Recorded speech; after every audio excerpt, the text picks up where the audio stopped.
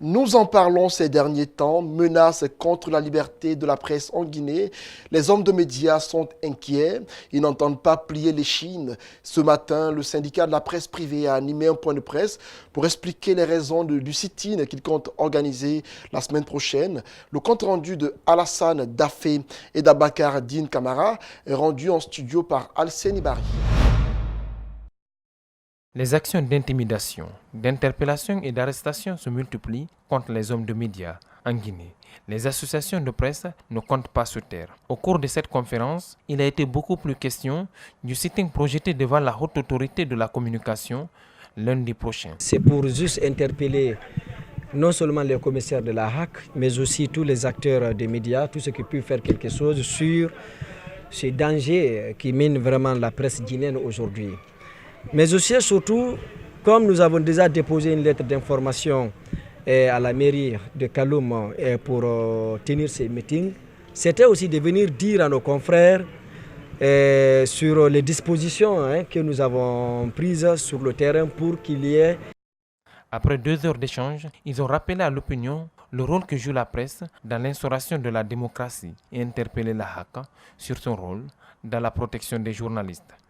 Il y a déjà une commission qui est là, une commission surtout communication qui va beaucoup jouer un rôle fondamental s'il faut dire pour la bonne marche de ce sitting. Et il y aura des slogans et tout le monde va respecter ce slogan qui sera donné par cette commission communication parce que, j'ai dit et je répète, nous insistons, on ne vient pas pour insulter Paul ou Pierre.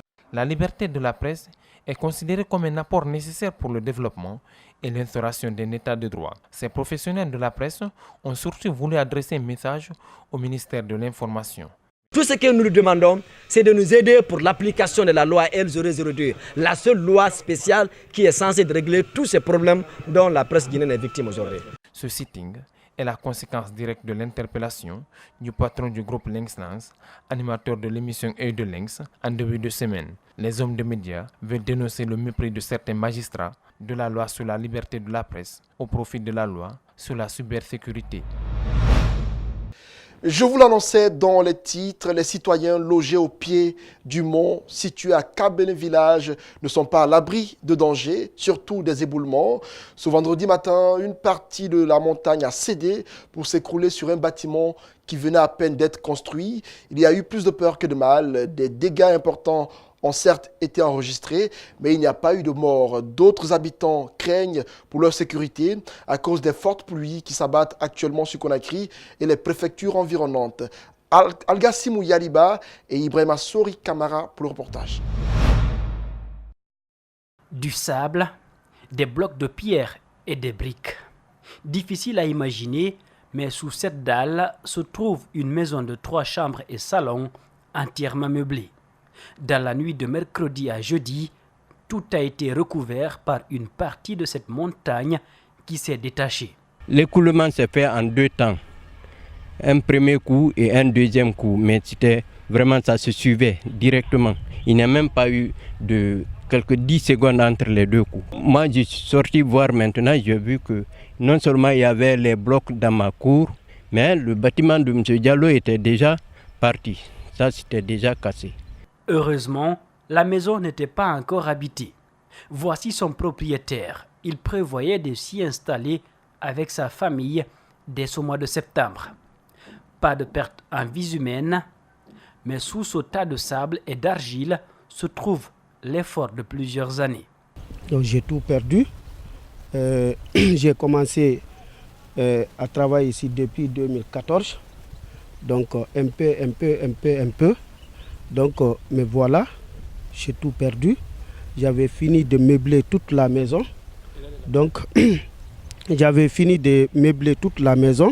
Donc, c'est au mois de septembre que je devrais venir envoyer ma famille pour s'installer. Donc, finalement, Dieu n'a pas voulu. Je me remets à la volonté divine. La victime de cet éboulement est commerçant, père de 3 enfants. Il appelle aux bonnes volontés. J'ai beaucoup dépensé. Je ne peux pas estimer. C'est énorme. Je ne peux pas. J'ai tout perdu. Je demande SOS à l'endroit au professeur Alpha Condé, à toute la Guinée. Selon Gawal, comme il se fait appeler, il n'avait effectué aucune étude avant d'entamer les travaux de construction. Aujourd'hui, plusieurs autres familles vivant autour de cette montagne sont exposées et pourraient être les prochaines victimes si rien n'est fait. PMU Winia n'exerce plus en Guinée. La LONAGUI a décidé de ne plus reconduire son contrat.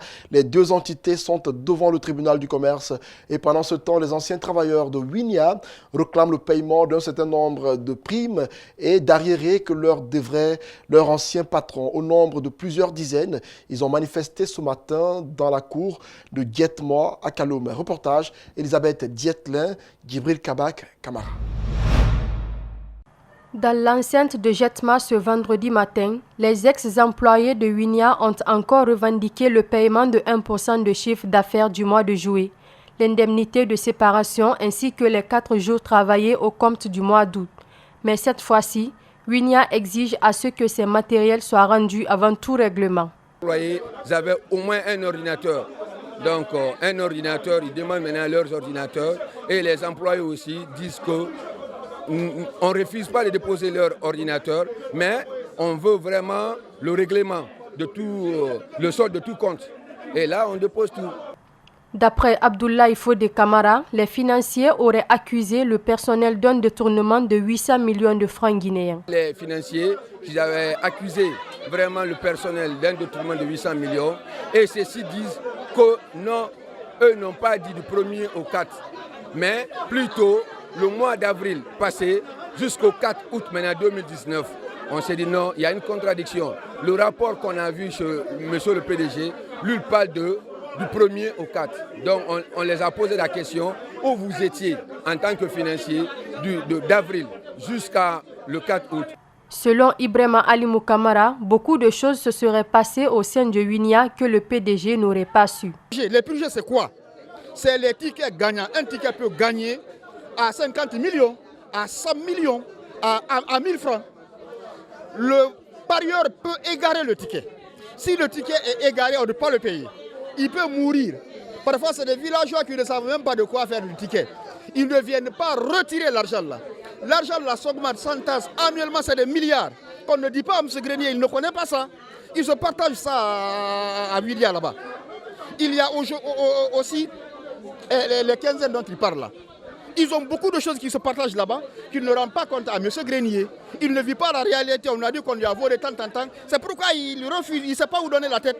Nous étions venus aujourd'hui, c'était pour lui rencontrer, pour lui dire la vérité. Ceux qui ne connaissaient pas, lui dire ça, de ce qui se passe à Winia là-bas.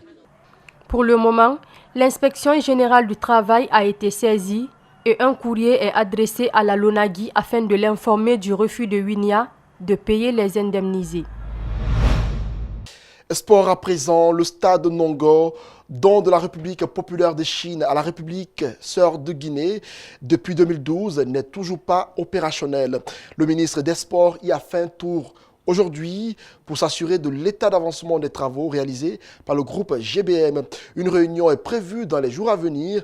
Bantamasso veut fixer une date pour la fin des travaux et le début des activités sur cette pelouse à dimension internationale. Ali Badara Kamara, Abakar Keke Bangoura nous font le point. Le président de la société GBM et le ministre des Sports ont fait le tour du stade de Nongo ce vendredi matin.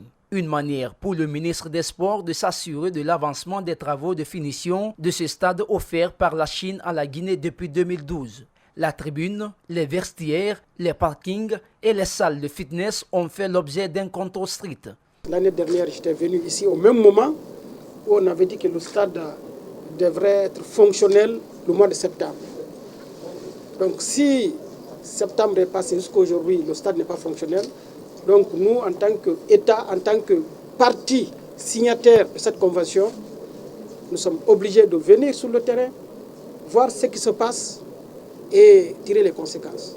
À l'issue d'une rencontre prévue pour le mardi prochain au ministère des Sports, le ministre Bantamasso promet de donner une date butoir à GBM pour la fin des travaux.